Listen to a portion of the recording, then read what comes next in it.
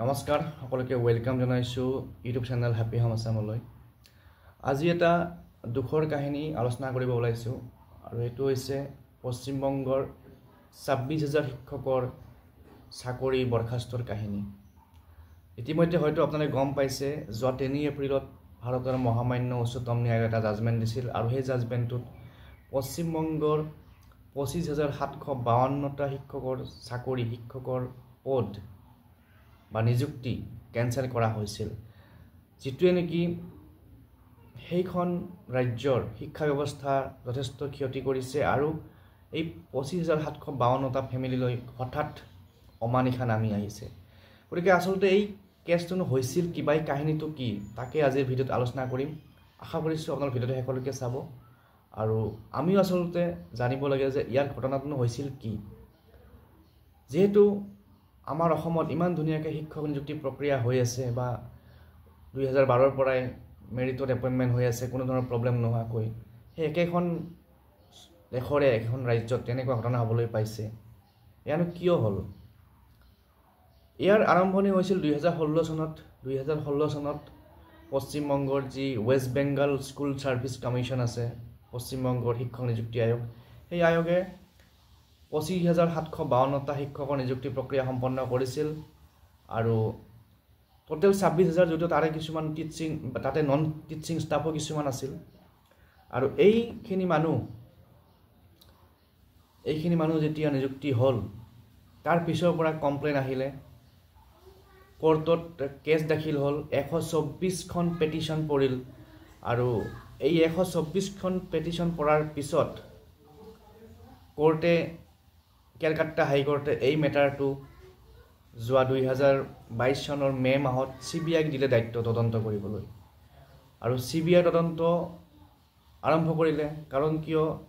এই নিযুক্তিৰ এগেইনষ্টত কমপ্লেইন আছিল যে এই নিযুক্তি প্ৰক্ৰিয়াত ওএমআৰ টেম্পাৰিং হৈছে, ৰেংক ম্যানিপুলেশন হৈছে। ওএমআৰ টেম্পাৰিং মানে গম পাইছে ওএমআৰ খেলিমেলি কৰা আৰু ইফালে ৰেংক ম্যানিপুলেশন ৰেংক বিলাক ইফাল কৰা। তো এই গোটেই প্ৰক্ৰিয়াটো মানে কৰাপ্টেড হোৱা বুলি বা দুৰ্নীতিযুক্ত হোৱা বুলি পেলাই যে 124খন ৰাইট পেটিশন দাখিল হ'ল, তাৰে ৰিয়েকশন স্বৰূপে কেলকাতা হাইকোৰ্টে সিবিআইক দায়িত্ব দিছিল আৰু এটা সময়ত সিবিআই সেই ৰাজ্যৰ এসময়ৰ এডুকেশ্যন মিনিষ্টাৰকে লৈ পেলাই বহুতো পলিটিক্যাল লিডাৰ্স এৰেষ্ট কৰিছিল আৰু বহুতো পলিটিক্যাল লিডাৰ্সক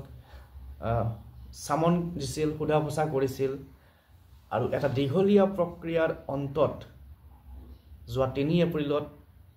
ভাৰতৰ মহামান্য সুপ্ৰিম কোৰ্টে এই জাজমেন্টটো দিলে আৰু যেহেতু কেলকাতা হাইকোৰ্টৰ পৰা এটা সময়ত কেছটো গৈ পাইছিল সুপ্ৰিম কোৰ্টত, তো সুপ্ৰিম কোৰ্টে এটা সময়ত জাজমেন্ট দিলে যে এই 26000 শিক্ষকৰ যি নিযুক্তি প্ৰক্ৰিয়া তেওঁলোকক কেনসেল কৰাৰ বাহিৰে তেওঁলোকক চাকৰিৰ পৰা সাসপেন্ড কৰাৰ কাৰণে বেলেগ উপায় নাই। কাৰণ কিয় সেই প্ৰক্ৰিয়াটো ইমানেই গণ্ডগোলীয় আছিল, মানে তাত সুপ্ৰিম কোৰ্টে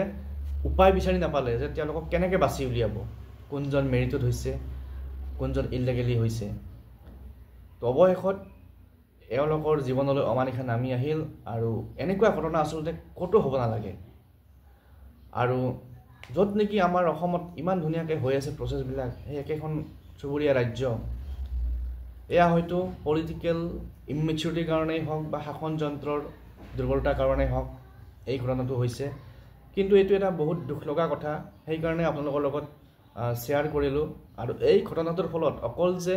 সেই শিক্ষকৰ ফ্যামিলিবিলাকৰ প্ৰবলেম হৈছে সেইটো নহয়, শিক্ষা ব্যৱস্থাৰ প্ৰবলেম হৈছে। কাৰণ কি স্কুলবিলাকত এতিয়া সেশন আৰম্ভ হোৱা সময়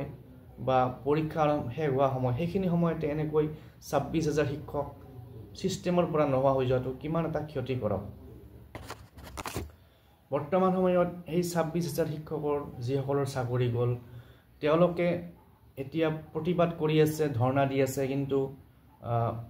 পশ্চিমবংগৰ মুখ্যমন্ত্ৰীয়ে কৈছে যে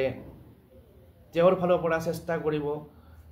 যিমান সোনকালে পাৰে এই প্ৰবলেমটো সলভ কৰিবৰ কাৰণে, কিন্তু তেওঁ যে কিবা কৰিব পাৰিব তাৰ কোনো আশা নাই। কাৰণ কিয় এইফালে সুপ্ৰিম কোৰ্টে আৰু এটা অৰ্ডাৰ দিছে যে 3 মাহৰ ভিতৰত ফ্ৰেছ ৰিক্ৰুটমেণ্ট প্ৰচেছ আৰম্ভ কৰিব লাগিব আৰু এই 3 মাহৰ ভিতৰত যি প্ৰক্ৰিয়া আৰম্ভ কৰিব ইয়াত এওঁলোকে কেনেকৈ সামিল হয়, যেহেতু আৰু ফ্ৰেছ কেণ্ডিডেট এতিয়া ওলাব তো এইটো এটা যথেষ্ট কমপ্লিকেটেড বিষয় হৈ পৰিছে যদিও মমতা বেনাৰ্জীয়ে কৈছে বা পশ্চিমবংগৰ চিফ মিনিষ্টাৰে কৈছে যে আমি ব্যৱস্থা ল'ম কিন্তু এয়া যেন এক অসম্ভৱ যেন লাগিছে গতিকে আজিৰ ভিডিঅ'ত এইখিনি কথা আলোচনা কৰিলোঁ হয়তো আপোনালোকে কেনেকুৱা পায় আপোনালোকৰ মন্তব্য কি জনাব কাৰণ কিয় এই ঘটনাটোৰ ফলত মোৰ ব্যক্তিগতভাৱে মোৰ বহুত দুখ লাগিছে কাৰণ কিয় এইবোৰ আচলতে হ'ব নালাগে বা হোৱাটো উচিত নহয় গতিকে আজিৰ ভিডিঅ'ত এইখিনি কথা শ্বেয়াৰ কৰিলোঁ আপোনালোকে আপোনালোকৰ কমেণ্টটো জনাব থেংক ইউ